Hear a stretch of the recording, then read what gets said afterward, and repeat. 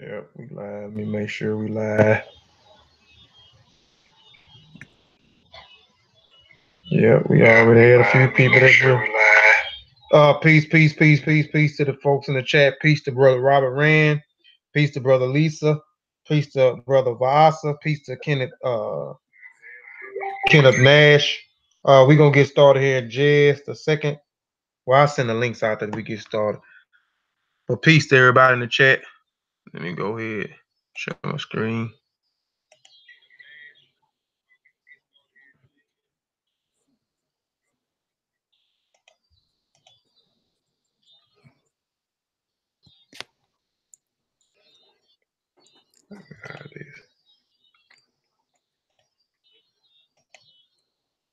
Peace to the chat. Can you hear me, Kobe? Yeah, I can hear you good. All right. Yeah.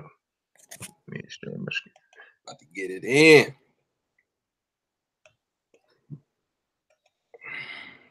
Man in the full knowledge of himself is a superb and supreme creature of creation. When man becomes possessor of the knowledge of himself, he becomes master of his environment, the captain of his own ship, the director of his own destiny, the accomplisher of his own ends. Man should understand himself because man is full of knowledge, and this knowledge is a gift of nature. When Mother Nature created man, she deprived him of nothing. He was given the faculty of understanding all things around him. This faculty for understanding has not been taken away from him. None of his senses have been taken away from him. So there is no excuse for the black man. I'm raising my team, red, black, and green. Queens and kings, salute, now scream, I shake. Bring forth another hit, I shake. I'm raising my team, red, black, and green. Queens and kings, salute, now scream, I shake. Bring forth another hit, I shake. I shake.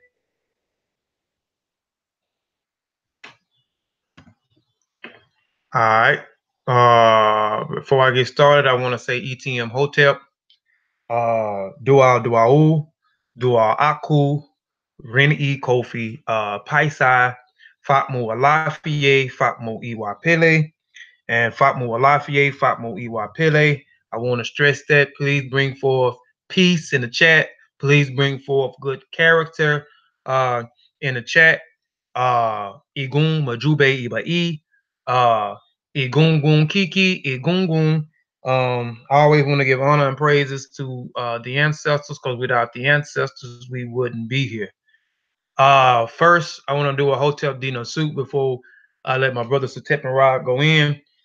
Please share the video, fam, to numerous groups if you can. First, I want to give a Hotel Dino suit to Benjamin Mays. Benjamin Mays was a social activist. He was a president of Morehouse. He was also a mentor of Dr. Martin Luther King Jr., and he was also a part of the civil rights movement. So look this brother up, Benjamin Mays. So I want to give a Hotel Dina soup to the ancestor. At the top here, you have what we call the sesh. In the middle, we have the transliteration, and at the bottom, we have the translation. So I'm going to read the transliteration and then the translation. Hotep di Nasut Wasir Neb Jadu Necha A Neb Abdu DF correct in Hinket Ka Apet Sesh Minket Nebet Neferet Wabet Unket Necha in Ka in Imaku Makaru. And translation says, an offering in which the king will sear the Lord of Jadu, the great deity, Lord of Obitus, that he may give a voice offering of calf, fallon, linen, alabaster, and all good and pure things in which a deity lived, to the revered one, the ancestor or Benjamin Mays, justified or truer voice. So we always want to give some type of offering to the ancestor. So this is my Hotel Dino soup to Benjamin Mays, and also look that ancestor up as well. All right, before I get started, my brother wanted me to read the disclaimer. I am not a student, but merely a hold on. I am not a student, but merely I am not a teacher, but merely a student sharing information. And that information provided is for the educational purpose only. And if you are in doubt, do the research and have it verified by someone qualified. I reserve the right to change the focus of this presentation to shut down, sell, or exchange the terms of use at my own discretion. All trademark, design rights, copyrights, registered names, mottos, logos, avatars, insignias, mark used or cited by this website or properties of their respective owners. I reserve the right to add information as it comes available or adapt changes, improve information as it comes available in the future. Inputs wanted, changes, additions, deletions, or encouraged. Those that follow me and follow my channel know that this is my motto. As I learn, we all learn. This is an important motto. So I'm gonna stick with it. Stop sharing my screen real quick, and I'll come back to that screen later on. Hold on, stop sharing my screen. Stop. All right. Setepenre, you can start sharing your screen, man. And I'm finna share in a few groups now. All I'm gonna right. lock the screen. I'm gonna lock it on you. All right. Can you see it? Yeah. We good. You good? Okay. Peace, everybody in the chat. As y'all know, Setepenre Meri Amen. Appreciate y'all for watching. I was supposed to do this Sunday, but I ran into some technical issues. So Yeah. You make sure you let them know that. Oh yeah. It wasn't Coach Pikes' fault. Yeah. I ain't gonna sugarcoat it. You know, my look. We had a bad storm up here. It wasn't even bad for real, but somehow my internet went out. But I got back on, so it's all good. But yeah, we're gonna do a little brief summary into the Valley of the Kings. So let's get it started. Okay, so here's the location. I wish I could use my cursor on here. So the Valley of the Kings, if you look down, you see Luxor. It's about, I think it was about 3 miles west of Luxor, I believe. So you got down there the Valley of the Kings on the west side of the Nile. Okay, so the rulers of the New Kingdom in 1550 to 1069 BC based their capital in Upper Egypt at Thebes, or what we should be calling Waset. Kings were no longer buried in pyramids in the north of Egypt, but in tombs cut into the cliffs on the west bank of the Nile at Thebes. Throughout the New Kingdom, Thebes was an important religious and administrative center. The kings were often in residence there, and the Valley of the Kings became the obvious location for their resting place. So basically, they ruled in Thebes, and then they would get buried on the west bank of the Nile. And as we know the capital of Egypt moved from time to time too. So just want to let that be known. Okay, so Thutmose the first architect, and I think that's any, selected a secluded site for the new necropolis in a dry out riverbed behind cliffs on the west bank of the Nile. The tombs contain stairways, passages, halls, shafts, and burial chambers. There were no overlaying monuments. Another new development was the king's mortuary temples. The king's mortuary temples were separated from the tombs and built in a long line on the edge of the desert, linked to the Nile by several canals. So they wasn't having the mortuary temples in there anymore. They separated that. And I believe Hatshepsut, her temple is one of the examples that we can look at. Her mortuary temple was on the outside of the Valley of the Kings. Craftsmen of the Royal Necropolis. Now the Royal Necropolis is what in ancient times they would kind of call it. So it wasn't called the Valley of the Kings. I think damn man, I should have this on here. But one of them Frenchmen went in there and called it the Valley of the Kings. That's where we get the name from. I should have had that in here, but yeah, it wasn't always called the Valley of the Kings. You know, they called it the Royal Necropolis. So the craftsmen of the Royal Necropolis. The craftsmen who lived in the village known to the Remech as Pa Demi, which is the village, and you can look that up too. that's actually in the text. Now called Del Medina, were highly skilled sculptors and artists who worked on the royal tombs in the Valley of the Kings. excuse me. Their village is one of the most interesting sites of Egypt for two reasons. Not only have very few other occupation sites been discovered, but large amounts of written material, often inscribed in limestone chippings, called, I don't know what that word is, ostraca. Yeah, ostraca, were found during excavation. And this is what it looked like right here. So this is like the layout of Del Er Medina. And you know, okay, craftsmen of the Royal Necropolis. The craftsmen were organized into teams working under the supervision of an architect. The teams were divided into two groups, working simultaneously under the orders of two foremen and in their respective parts of the tomb. The head of the team, originally appointed by the pharaoh or the vizier, was directly responsible for the work. The working day started at dawn and lasted 8 hours, with a break for lunch after the first 4 hours. The working place was therefore not exhausting, and during the work week, which lasted 10 days, there were, man, I can't see that. There were 2 rest days. So basically, people try to say all the Egyptians slaves was building this stuff and they was working them hard and all this and that, but they really had it to where it was kind of like nowadays. You know what I'm saying? You work for 8 hours, you work 4 hours, get you a lunch break, and you go back to work for the other 4 hours. You know what I'm saying? Then they worked.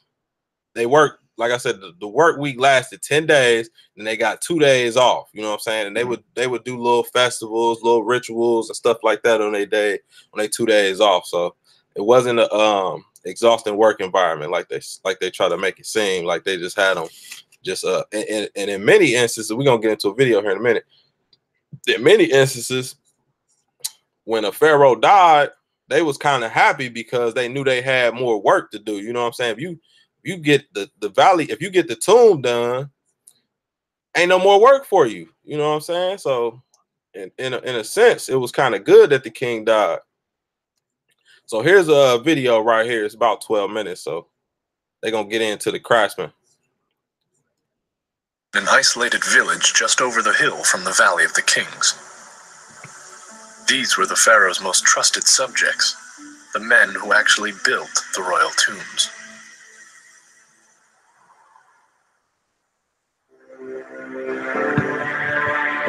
Just outside the Valley of the Kings lay the village of Deir el-Medina. This was home to the men who built the royal tombs.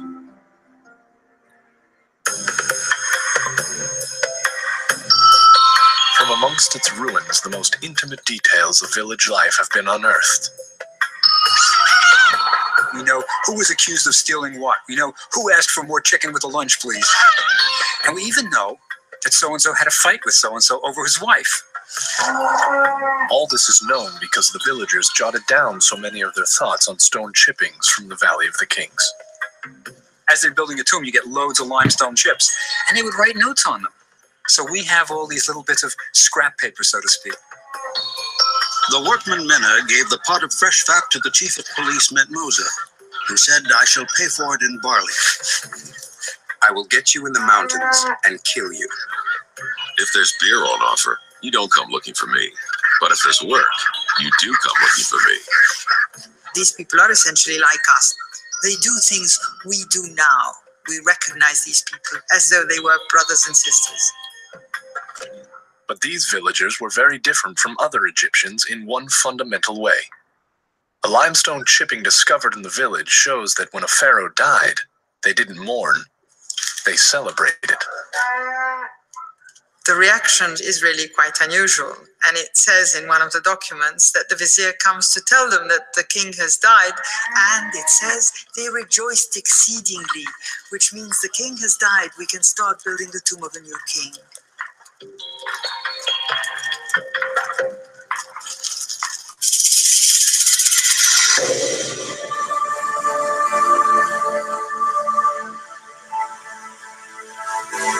After Seti's death, disemboweling and mummifying his body would have taken 70 days. But work on his tomb would have started 15 years before, when he first came to the throne. For the royal architects, the very first decision in the building of Seti's tomb had been crucial, choosing where to place the tomb entrance. This was a decision fraught with uncertainty, since the architects were working blind. When it came time to dig one tomb, they could not be sure that there wasn't already another tomb in the immediate area. In fact, we have 5 instances in the valley where engineers digging one tomb either ran into an earlier tomb or detected that fact far too late, had to make a sudden right turn and move off in another direction in order to avoid running into it. This risk of collision may explain why the layout of the royal tombs changed over the centuries. The earliest tombs had L-shaped plans, but after a few generations, this design was discarded. Tombs were laid out in straight lines instead. In an overcrowded valley, straight tombs took up much less real estate.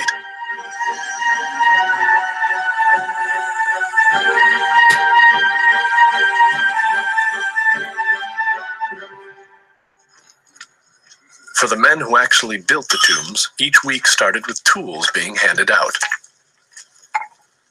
Scribes kept careful records of any copper tools issued. In ancient Egypt, copper was so valuable that each chisel was worth well over a month's pay. They kept careful tabs on who had what copper. And at the beginning of the week, the chisels were weighed. And then at the end of the week, the chisels were weighed to make sure that they weren't shaving off any of the copper to sell it. With only such basic tools to hand, tomb building relied on sheer muscle power. For the men at the rock face, conditions were tough. Imagine dust choking the air, the humidity at 95%, the temperature as high as you could almost possibly bear, stones falling about you, and of course the foreman who, by God, is going to get a full day's work. You know the reason why. Yeah. Hey. We ain't gonna look at it. Punishing enough. What? We gonna better look at it. Just send me something on my just send me something. Man, I can't. Hold on. There is no light. What'd you say? You got a copyright strike. Yeah, I did. Yeah, it's a copyright strike. So what I gotta do? Stop playing it. Oh, okay. yeah, because they said if we keep playing it, they gonna end the broadcast. Damn, man, that's a good video. Well, I got the link, or I got the YouTube in the bibliography, so they can look at it. All right, man. Damn. I hope that's the first time. That's something new there. That's the first time that's ever happened there. Dang, that's crazy. They hating. All right, so let's keep it pushing. I got one more video. Hopefully they don't flag me again. All right. Many thought that the 62 tombs discovered before 1922 represented all that would be found in the valley until Howard Carter discovered the resting place of Amen. In 2005, a team led by archaeologist Otto discovered the valley's first unknown tomb since King Tut's. The site, dubbed KV-63, was found only about 50 feet from the walls of King Tut's resting place. KV-63 had no mummy, but housed sarcophagi, pottery, linens, flowers, and other materials. And the largest tomb in the Valley of the Kings, called KV-5, it was built for the many sons of Ramesses. And here's a little picture of it. Hopefully they don't copyright that. But yeah, that's the largest tomb down there in Ramesses. He built the tomb for his sons, man. That's what's up. Out of all the tombs in the valley, only 18 tombs were open to the public. Are open to the public, and they are not all open at one time. So if you go there, you know, all 18 of them tombs, they're not gonna be open to the public. They may be showing 5, they may be showing 7 of them, but they're not gonna show all 18. Because of the past history of vandalism and even attempts to steal hieroglyph panels, tourists who visit the open tombs are mandated to remain on file. So basically, once I was looking this stuff up, I noticed like how people did steal panels. You know what I'm saying? Because it'd be a perfect little cutout of a scene, and that's from where somebody done went in there and you know they stole it. So when you go to that, when you go down there, you gotta check in. They're gonna leave your name on file too. All right, so since we talking about that, let's get into the tomb robbery. A great deal is known about the activities of tomb robbers and the measure taken to deal with them. From a collection of papyri dated from the end of the 20th dynasty, which would be 1069 BCE, at this time, there seems to have been a general breakdown in the law and order, and the robbing of tombs was a symptom of this troubled times.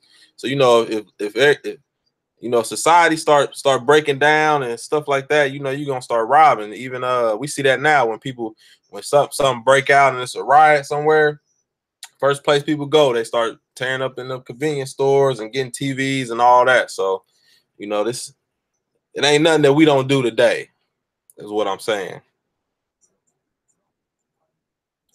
All right, the papyri contain the names of the tombs that have been robbed, the confessions of the robbers, and the results of the officials' inspections of the tombs undertaken in the answer to alleged to theft.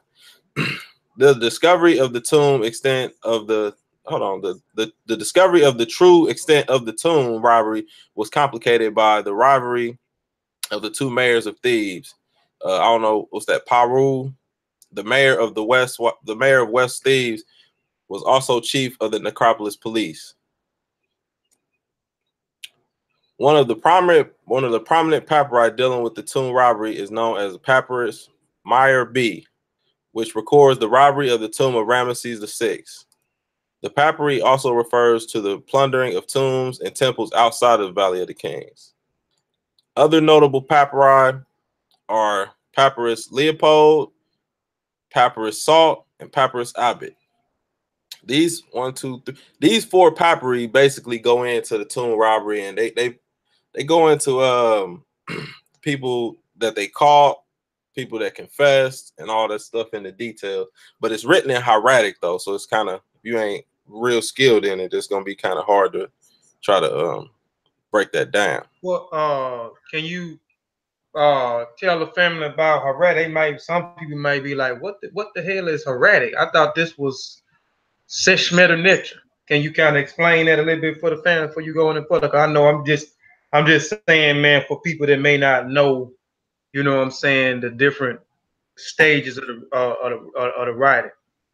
Okay, so basically hieratic would be basically like, I want to say off the top of my head, it would be kind of like cursive, kind of like compared to cursive writing today. So if we looking at the English letters on the screen right now, and you look at cursive, that would be kind of like what hieratic would be if you're seeing it on the papyrus. And hieratic is like the second stage of it. So you have the sheesh metal netter, and then you have the hieratic text, which is next. And then after that, you have the Demotic. The Demotic text is a later text. Then after that, you have the Coptic. So those are the four stages of the writing system in Kemet. Is that a little bit better, Kofi? Yeah, man. I mean, I just be doing stuff like that because we have to look at it like this. Everybody ain't on our level. So we teaching for people that's in the knowing, and then we also teaching for people that's not in the knowing, and we teaching for people that's just coming into the information. So I just try to break it down as much as possible, simplify it for everybody so everybody can have an understanding, instead of thinking everybody's always on the same level. Everybody's not on the same level. Correct. And since you said that, basically hieratic would be called simplified sheesh metal netter as well. So that's it was mainly used in like priestly texts and like underworld or afterworld text. Like it was used in a lot of papyrus as well. So that's a little bit on that. All right. And going into Underworld Text. Nice little segue. All right, so let's dig into the Underworld Text. The tomb of Ramesses the Fifth and Ramesses the Sixth contains a litany of books, a litany of texts such as the Book of Gates, the Book of Caverns. The most complete version of the Book of Gates appears in this tomb. So when we get these books, we got the Book of Gates, which a lot of people have, and then we got the Amduat as well. We'll get in that to the next slide. But yeah, the Book of Gates, you'll find a good, nice, complete version of that in this tomb. And the tomb of Ramesses the Fifth and Ramesses the Sixth was actually a shared tomb, and we'll get into that in the video. Hopefully, I don't do nothing crazy. But the Book of Caverns is particularly concerning the rewards and punishments in the afterlife, especially with the annihilations of Ra's enemies. So the Book of Caverns basically deals with, like I said, the annihilation of Ra's enemies in the afterlife, and that's the scene on the wall. All right, let's get this popping. So they.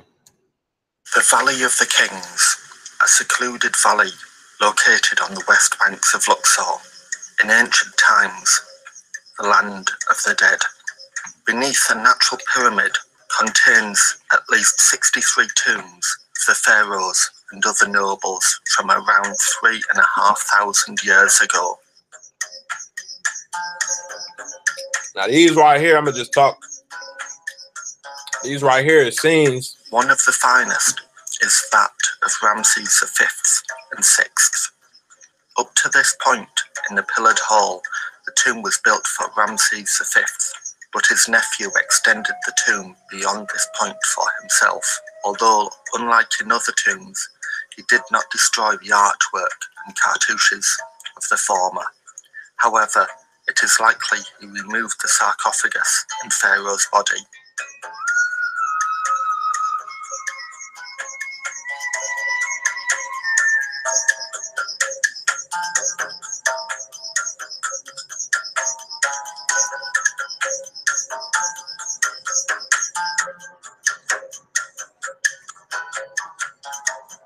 Imagine the real splendor 3,500 years ago, when the tomb was newly built, and yet none of this was ever intended to be seen. All this beautiful artwork was quite simply an instruction manual to guide the pharaoh in his journey to the afterlife. They believed that all manners of demons and obstacles had to be overcome. Most of that stuff y'all seeing on them outer walls, that's in the Book of Gates. We see scenes of the king making offerings to various deities, and behind the Book of Gates, a story of 100 scenes in hieroglyphics, showing the stages the soul must pass through on the journey to the next life.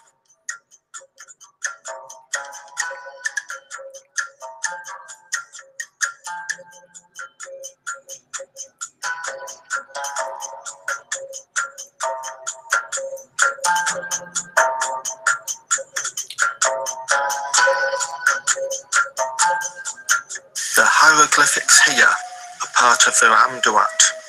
It tells the story of Ra, the sun god, who travels through the underworld. It names the gods and monsters he met, so that as the dead pharaoh takes the same journey, he can call on them to help.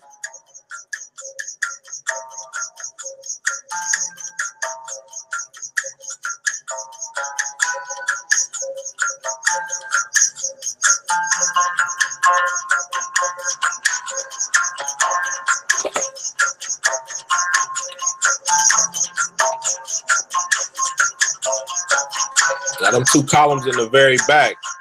Say Duat on it. I wish I could pause the video. Here, in the burial chamber, is a broken sarcophagus. This sarcophagus held the coffin with the pharaoh's mummy inside, which was placed in an outer sarcophagus of red granite, both of which had been smashed by tomb robbers in antiquity.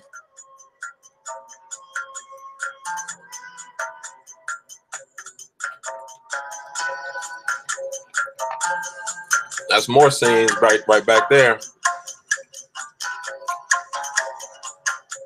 Find all that in the Book of Gates. The ceilings of royal tombs from the time of Ramses IV frequently contained the books of sky. The goddess Nut, the goddess of the sky, is drawn twice, back to back, one showing the visible passage of the sun through her body during the day, whilst at night it returns through her back to its starting point.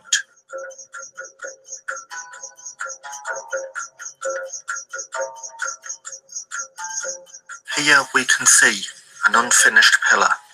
The tomb builders ran out of time to complete the tomb when the king died, and the pillar remains attached to the wall.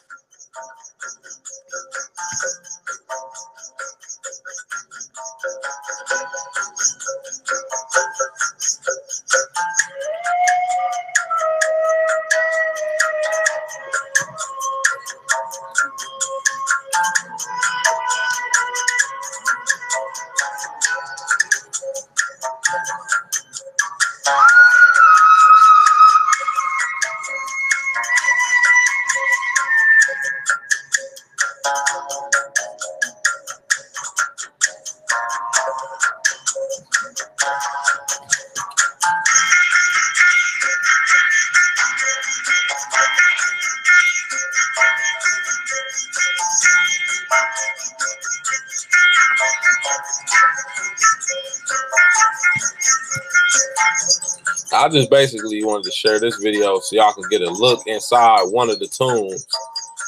And this is one of the nicer ones too. So, and it got the Book of Gates in it. That's primarily why I wanted to share this video in particular. Because you always hear people talk about the Book of Gates, the Book of Gates, the Amduat. So here's where they got that from.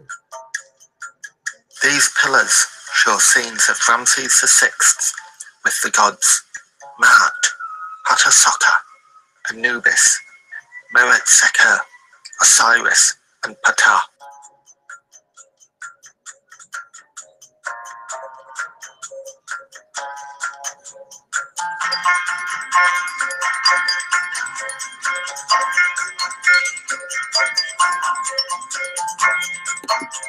Oh shit! Damn. Knew I shouldn't have pressed none. With this you present in, you can't fast forward it. I pressed the wrong button. I knew I should have pressed that. Where was I at? Okay, we'll start from right. Oh, did they take that picture? That? Hold on. All right, we'll just start from right here. Cause this what was next anyway.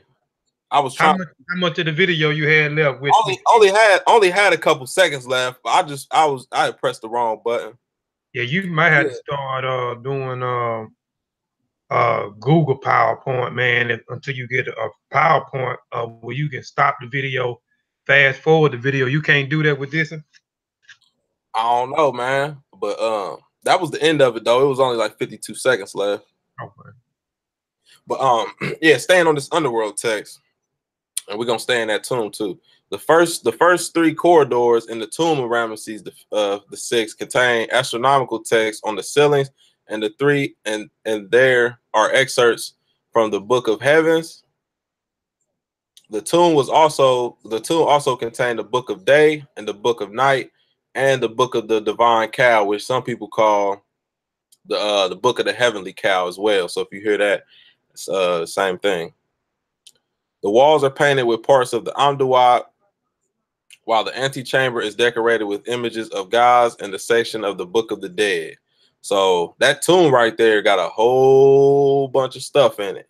That's why I wanted to show y'all that one. That other video, I ain't really tripping on that one.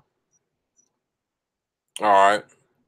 The funerary texts that decorate the walls of the royal tombs in the Valley of the Kings describe the voyage of the sun god with whom the king is identified through the underworld. They enable the king to enter the afterlife unscathed by the enemies of Ra.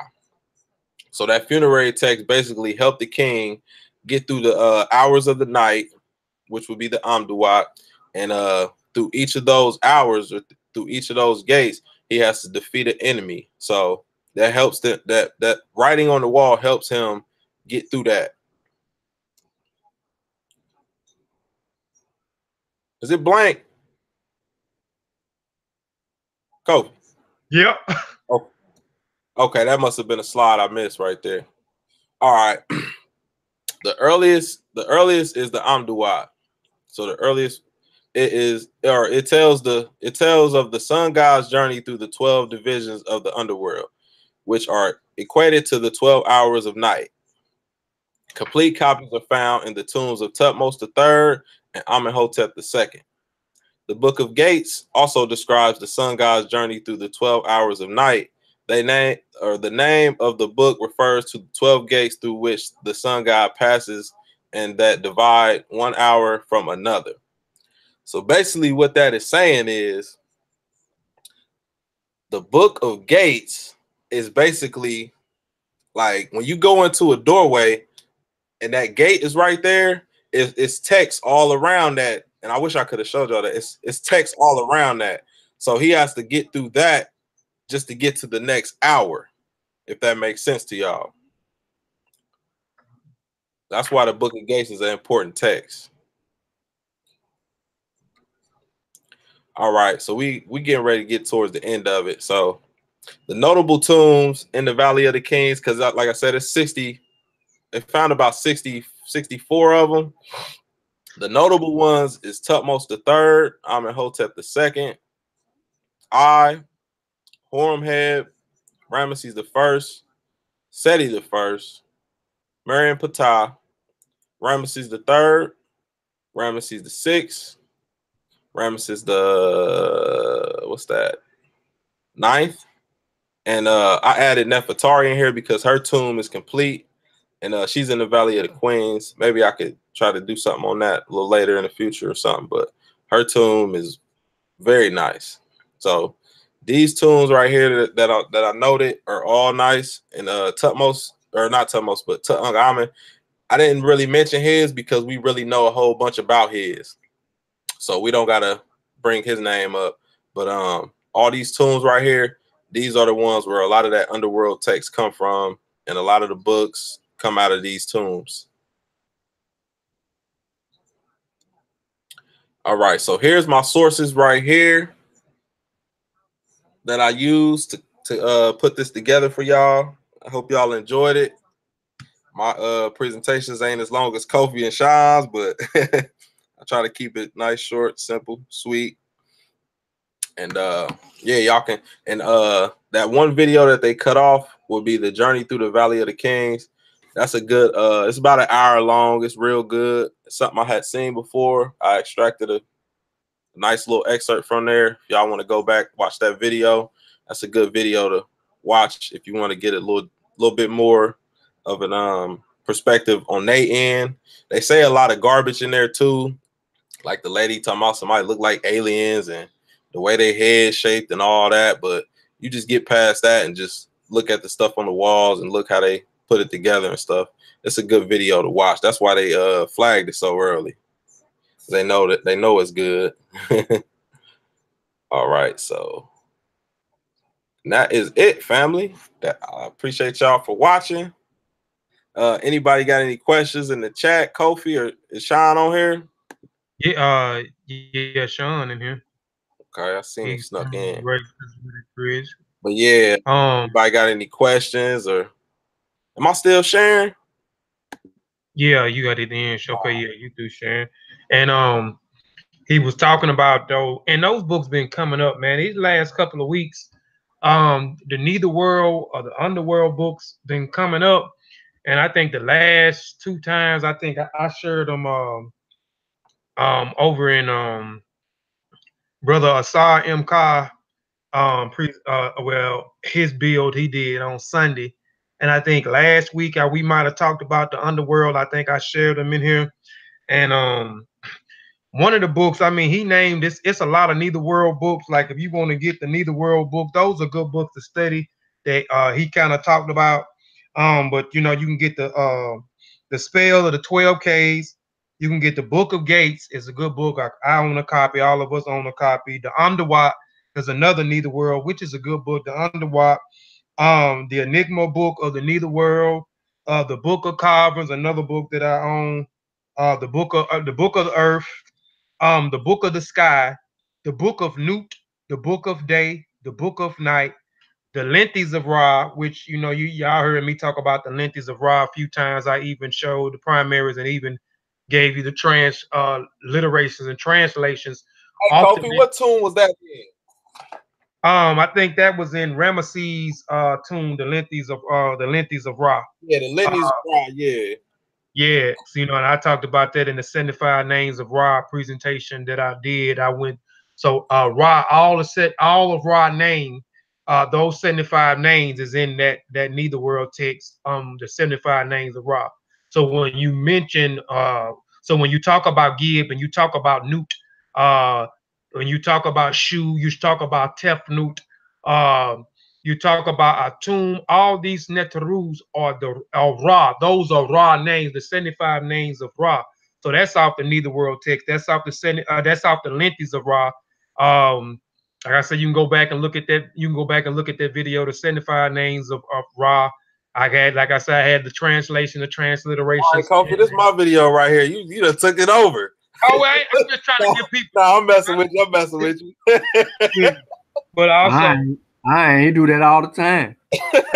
No, I'm messing with you. But the book gonna have fun on here. Yeah. The Book of the Heavenly Cows is another book that he mentioned. So if you don't have the money to get all those Netherworld texts, I think those are good texts that you should have. If you can't afford those books right now, I mentioned another book, and I'm gonna hold the book up again for those people because I know some people are balling on a budget. So this book here, the Ancient Egyptian Book of the Afterlife. This is a great book to have. It has all of those underworld texts in the book. It also has a lot of the primaries, where you actually can see a lot of the primaries. I'll show you some of them here. Like here go one. It's just probably hard for you to see it here, but it has like a lot of those images that Setepenre showed in the video on his presentation. It has them all throughout the book. Here go another one. All throughout the book, and it goes through each section. It talks about, let me show y'all here too. So just for people that's balling, the spells of the 12 caves. Okay. Right here. Then you got the book of Gates, which is an expensive book that all of us on this panel have. But if you want just some of the information and some of the primaries and stuff out of here, which with on the walls and stuff, this is a good book to have. I don't know, I might have paid about 20. I don't had this book for a few years.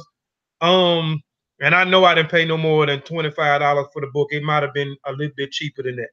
And it might have been $25, and that might have been with the shipping and handling. So you can get this off of Amazon.com, and those Netherworld texts been coming up pretty much here. So anybody got any questions in the chat for my brother Setepenre? Please like and share the show. Like I said, we're gonna continue to keep doing info. We're gonna continue to bring information every week. The Masi and the Kofi Paisai channel. Sean, yo, Big Miles got something to say. I'm finna share my screen, but I know you got something to say. Oh, you allow me to speak on your channel? Yeah, man. Setep, that was a good build, man. Appreciate it. Sorry you got flagged. I know it kind of mess up and break the build when stuff like that happen. But still informative, especially with the information you had. Nice, sweet, directed to the point. Yeah, man, keep them coming like that. As far as what I gotta say, man, I really don't have nothing to say, Kofi, because I'm trying to, let you get everything you need to say on out.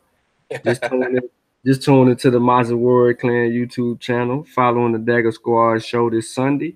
We will get into a presentation I had done over a month ago. And then if it's too short, I might follow up behind that and do a double header presentation that may take a little bit more time, but I'm not gonna hold everybody this Sunday. I'm gonna try to pull a Setepenre and hit you with some knowledge, and then break out. As it Out of there. Yeah, that's what's up, Sean, man. We looking forward to that. And I was wanting to say, I did it briefly because if I was to do an extensive presentation on this stuff, man, it would take like 2 to 3 hours because it's so much stuff dealing with the Valley of the Kings. Like, it is so much stuff. Then, like, even you could spend an hour just dealing with the Underworld Text alone. So I just wanted to keep it short, brief, kind of simple. And then if y'all want to do an extensive research, you know, y'all, maybe this video help y'all point y'all in the right tomb or the right direction to where you can go say, hey, I've been hearing about the Book of Gates. Where can I find this at in the primaries? Boom. You watch the video, you can see, okay, I can go to Ramesses the 6th, Ramesses the 5th. I can go to their tomb.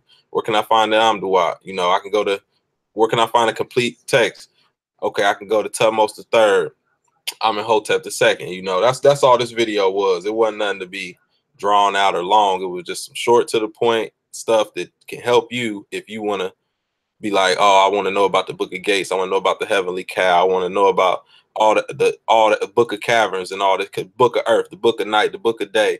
Because you hear it all the time, but you just don't know where it come from. You know, I was one of them people as well. So I had to look and figure this stuff out for myself. So hopefully I help out the people that was a little blind like I was. That's all. Yeah. Kofi, hold on. Before you get into your spiel, I want to ask everybody on the panel real quick, a quick question. Okay. Since Anke posted the video up and this has brought back up this particular question, which you may see circulating, when the brother Elliot states that he doesn't believe in evolution, which doesn't require a belief because you have evidence to actually back it up. But in his defense, these are his words. He doesn't believe in evolution. And on the walls in ancient Kemet, you see Khnum creating man. That's what he was doing. He was molding man from clay. Now, do either of you believe or know, or the text says, or think that the text says, or does the text read that Khnum is actually creating or molding man from clay? Well, I don't want to get into that, Sean. I like that question, but that ain't got nothing to do with the Valley of the Kings. We want to keep this strictly on the Valley of the Kings. And that's it. Peace to the brother who asked that or said that statement, but we'll deal with that on something else because I want to just keep this strictly on that. Good response. That's what I'm talking about. Iwa Pele. Why it's got to be Iwa Baruku if you're insinuating that someone is expressing bad character in the question that was just posed? That's true. That's true too. You know what I'm saying? It's crazy. You know what I'm saying? Hey, Setep, good answer. Yeah. Oh, we're gonna have to answer that one day. Yeah, we will. We will. But on the screen here, I had I actually didn't have a chance to delete it off of here, but this was a slide promoting Setep thing, which again he had supposed to did to Sunday, but Mother Nature didn't allow him to do the presentation. Well, we had a double hitter, so I only did the African hair presentation. And if you hadn't checked that presentation out, please go and check out that presentation. It was a nice presentation on African hair, so you can have a better understanding of our hair. You know what I'm saying? And maybe we start taking more pride in our hair, especially our women. But this Sunday coming up, September the 2nd, I have and I'm just gonna say Pan Nahisi because the brother changed his name and I don't want to mispronounce the brother name. He has a nice presentation. He's gonna do. I'm excited about this presentation too as well. It's this Sunday at 6 o'clock, following after the Masi Warrior Clan presentation, which will be by my brother on the panel now, Sean. So be on the lookout for Brother Panahisi. I forgot his other name that he goes by now. And so be on the lookout. September the 2nd, which is this Sunday. Also on the September the 9th, Setepenre are gonna come back on the 9th. Setepenre, what is the name of the presentation you're gonna do on the 9th? That slot's supposed to be for T'Challa, but T'Challa's gonna be going out of town that weekend, so he won't be able to be present. But I got his thing up there, and we'll talk about that in a minute. But what's the name of the presentation you're gonna do on the 19th, Setepenre? You said on the 19th. I mean on the 9th. I'm sorry, on the 9th. I was about to say that is my birthday too, the 19th. That's funny you said that. But I'm gonna do a presentation on it's called the Warrior Kings of Egypt or Kemet. I don't know how I'm gonna word it, but basically the warrior pharaohs of Kemet. And I'm gonna go into I'm gonna lay out some of the warrior kings in Kemet, and I'm gonna do like, I don't know if I'm gonna put a video back up. They kind of threw me off. But, oh no, you can put them up, man. That's the first time it did that, man. But me and Sean got videos all throughout a lot of our presentations, so don't get discouraged about doing that. But yeah, I'm gonna put some kings up there, and I'm gonna put the battles that they went in with, who they fought, who won, and kind of like the Battle of Kadesh, but like a shorter version of the Battle of Kadesh on each person. So it's gonna be multiple people in there this time, but it's gonna be about three slides per king. It's gonna be about 5 to 6 kings, maybe more. Okay, so be on the lookout for that video. I mean that presentation, and then here you have the reprogramming of the African American mind. A brief analysis of the European perspective on Africa motifs in the cultural general. Why we need to learn from an objective point of view, which is going to be powerful, because it's actually going to piggyback off the presentation that's going to, I think that's, and I'm gonna have to get back with that date. I think that date is correct. I think that date is correct. Where it's going to actually be a second, you might as well say it's going to be a part 2 to the presentation that me and him do, that I'm going to talk about real soon, which is the key point that he gives in here: why we need not to learn from an objective point of view. Stop going into your research with a biased view. You know what I'm saying? With a biased point of view. So that's going to be. You talking about you and Jehudi Ma'at, right? Yeah. Not yeah, the circumcision. Not Jehudi Ma'at, but Bach Ma'at.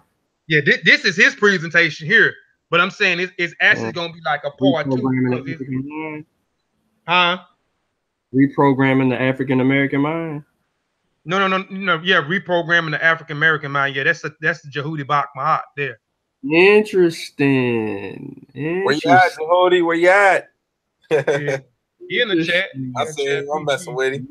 Yeah, he in the chat. Now I don't want to speak on some stuff, but that is an interesting topic.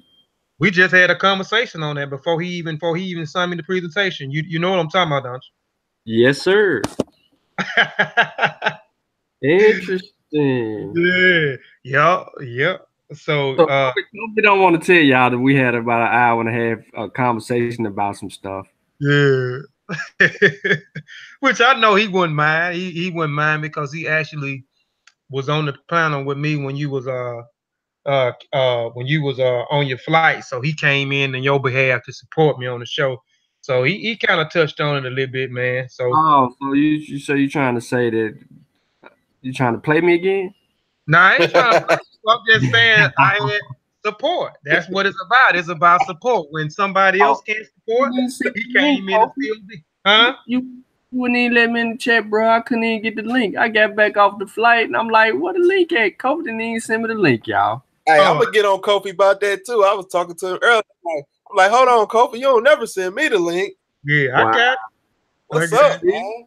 That's two people Kofi didn't send a link to. I'm like, Sean asked me on the panel. Why can't I be on the panel?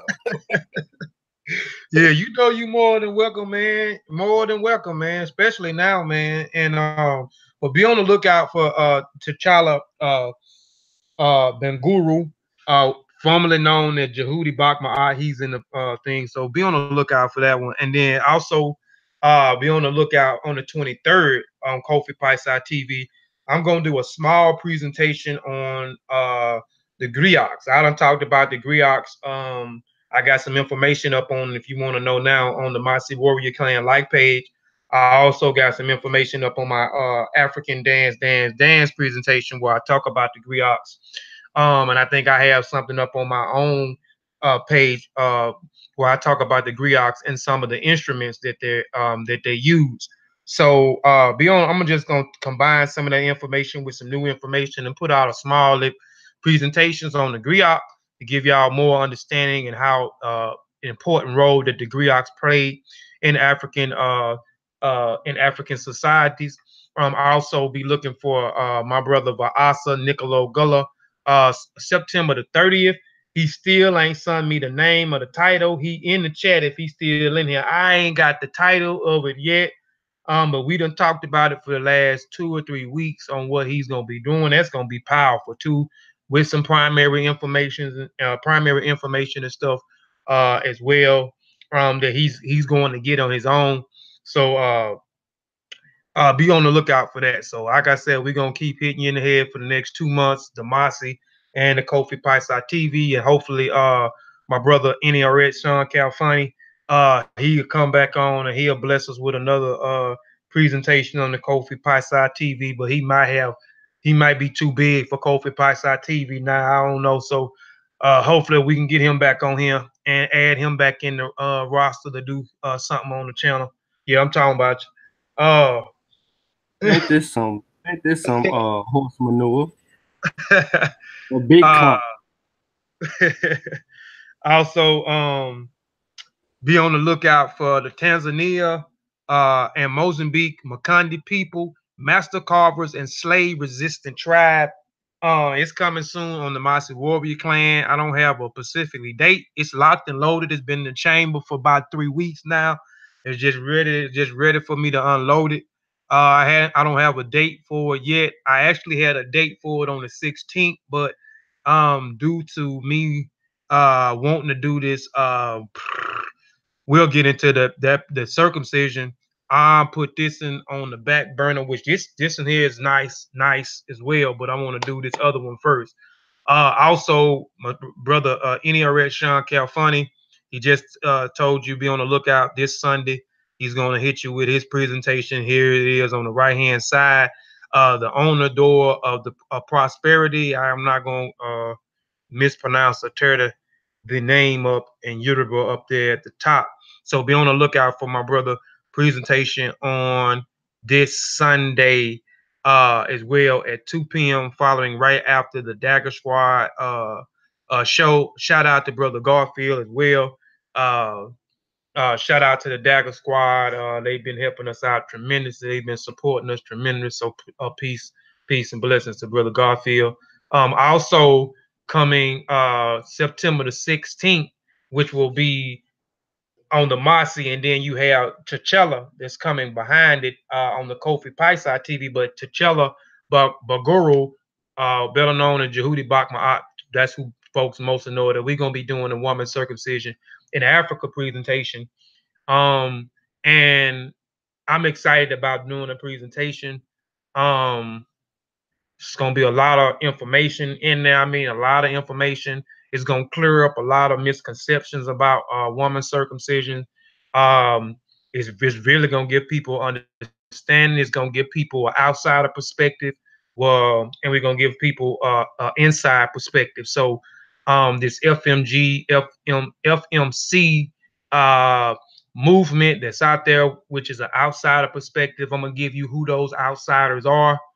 The insider perspective. I'm gonna give you actually 2 stories. I'm gonna give you actually a anthropologist, a PhD who has been initiated and went through a woman's circumcision. I'm gonna give you a firsthand account of some of her information. I'm gonna give you her credentials. I'm also gonna give you an anthropologist who is a white European. I'm gonna give you her firsthand account of going to Africa. So I'm gonna give you two different perspectives. So we're gonna be all over the place. It's gonna be a good it's gonna be a good presentation, and ain't nobody really talking about this topic because it's a touchy topic, and a lot of us is miseducated on the topic and why they did certain things. And then I'm gonna bring some stuff full surface with why they did certain things and some things I agree with and some things that I definitely don't agree with. But the things I agree with, I understand why they did it. And the women are actually doing it today. And it's a bad thing. You know what I'm saying? When we talk about, well, and I'll get into it. But just be on the lookout for that. Also, go to check out the sessionmetanetter.com. Go check out that. Anybody that want to learn the session metanetter, um, go to this website here. You can purchase the book here, The Beginner's Introduction to the Metanetter, the Ancient Egyptian Hieroglyphic System. This is a textbook for the class. You can also enroll on this class, on this website as well for the class. So you can inbox me, brother Setepenre, who's on the panel, or brother Sean's on the panel, or direct any other session member or Saber Wujal directly himself if you're interested in taking the classes. You can also get the other two books that we have published on here as well. You can buy all three books. We have a thing where you can buy all three books and get a discount if you register to the website. I think it's $5 or $10. You'll be accessed to certain books on the website that you can actually download. You can get on the website. It doesn't cost anything to get on the website. Peruse through the website. We have translations from each of the members in the group, as well as some of the students that he had in the past on here. Articles that Brother Saber Wujal wrote himself is also on here. All those things you don't have to pay to look at, but if you want to get books, some of the books, some of the texts, $5 a month. I think it's $5 or $10 a month. You access to downloading the books that are on this website. So it's sessionmetanetter.com. So please go check out our website again before leave. Saber University is a thing that Saber Wujal setting up and developing like Corsica. For those that may know what Corsica is an online class. It's most of the classes are free. Some of the classes you actually can pass and they'll send you a certificate. Some of the certificates you have to pay for the certificate, but the classes are free. Some of the classes run for a month, 2 month time assignments and everything. So this is set up the same type of way. If you're interested in teaching, you can actually be a teacher on here, and you can actually offer money if you want to make money off of the classes that you teach. And so you will have to get with Saber Wujal. I think he will have to vent and go through things to make sure you qualify before you come on and actually set up a course to actually teach, or you can actually teach and don't do charge. Like I'm going to do something on that soon myself, but I'm not going to charge a fee for people to take the classes that I have. And a lot of it is going to be some of the information that I have already talked about and presented earlier. That's it. Just please go and subscribe to the Seshu Ma'ani Meta Nature Facebook page. Go check that out. Go subscribe to our YouTube channel where we have plenty of information on there. That's all we asking. We not asking. We don't have a PayPal. We don't have a subscribe. I was looking at something the other day, and actually, I don't know what made me look at it, but I'm actually looking at this individual. I won't say no name because I'm just trying to see exactly what's all the big talk about. And this guy had people donating money left and right. Every time I looked up, it was $20 here, $15 there, 10 the whole. And I didn't look at the entire show, just to let 25, 30 minutes that I could bear, because that's all I could bear. And this man had people just donating money left and right. And the show, I think, probably was an hour and a half. That man probably collected $500 for one show with people donating to his show. We're not asking you for anything. We just asking for you to participate. And we just asking for you to subscribe and support our channel. So please, Hey, Kofi. Yeah. They was on there buying a lie. That's what they were doing, buying a lie. They were buying a lie. Yeah. Maybe if we just lose our dignity and our character and just start lying to people, man, we can monetize the channel, man, and make a killing. We right, we could. We're gonna be up that one way, boy. Yeah. That's crazy though, man. And but also go and subscribe to Kofi Paisa TV. It is the African Netflix. Brother Jadar, if you can tell me how to pronounce that AFRI FLICK Afric. I don't even know how to pronounce that, but if you show me how to pronounce it, I'll start saying it that way. Basically saying like an African Netflix. Yeah, that's what I always say. He the one actually said that one day, a few months ago in the chat, and I just ran with it, man. And he didn't mind me running with it. So it's the African Netflix, but he was trying to, just combine both of them together. But it's the African Netflix. It's also the channel that takes the black man, black woman, and black child Eurocentric mind and Africanize it. I have some of anything you want to know about the culture and our tradition and our heritage. It is on this platform. Also, go subscribe to the Master Warrior Clan as well. We're putting up content left and right on there. And again, be looking forward for any Red Sean Calfunny presentation on this coming up Sunday. And that's all I have, man. If y'all got anything else, if not, man, we finna get on out of here. Appreciate the people in the chat. I want to give a shout out. I want to give a shout out to Sanette, Monica Lamb. She's been putting in a lot of work. I've been watching her little shows, and yeah, we need to start supporting her a little bit more too, y'all, because she definitely be putting in some work. So I just want to give her a little special shout out. Shout out, Mo. Shout out, Mo. Peace, Mo. And she be supporting all our stuff too. Right. You know what I'm saying? Right. That's right. So teams win, so we have to support each other. You know what I'm saying? Because we need each other. And I want to tell her appreciate too, because Sean was coming back from LA. So Sean usually be on the Dagger Squad, and Sean promotes our stuff when we get ready to do some of the Monster Warrior Clan following right after the Dagger Squad. And I can't put anything in because I'm not an administrator in the chat. So I sent her the link. She said no problem. I sent her the link, and she promoted the show for the Monster Warrior Clan when I did. No, she's promoted actually not the Monster, but she actually promoted the presentation that I did on this channel here at Kofi Paisa Chibi, the African Hair presentation. So, I appreciate people. We got a great support team, the people that support, the people that don't support, oh well with you, you know what I'm saying? But that's why I love the brother Sean, because we support each other. I love my brother Setepenre because we support each other. I appreciate and love Sister Mo. She's right there when I need him, and we need each other, man. So shout out to Sister Mo. And, again, shout out to the Dagger Squad, because Dagger Squad, we've been catapulting right off of the Dagger Squad. Garfield been slingshotting people right over to the Monster Warrior Clan channel. And he don't have to do that. He don't have to promote it. He don't even have to allow Sean or Mo to actually promote the show, speak about the show on his show, or even put a link in there that has nothing to do with what's going on in his show. So much love to Brother Garfield and the Dagger Squad, man. And on that note, man, we're gonna get out of here. I don't see nobody else. And if you hadn't subscribed to Kofi Paisa TV, please go and subscribe, hit the like bell, tell people about it, and please, after this, go back and check out the numerous presentations that we have on here, the new presentations that we have.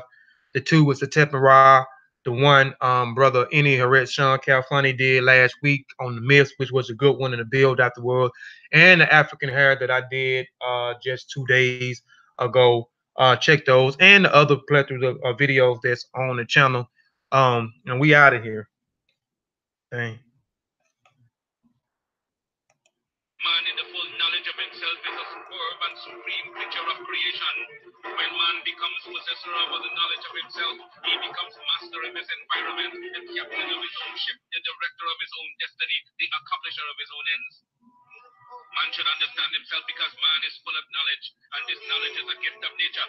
When Mother Nature created man, she deprived him of nothing. He was given the faculty of understanding all things around him.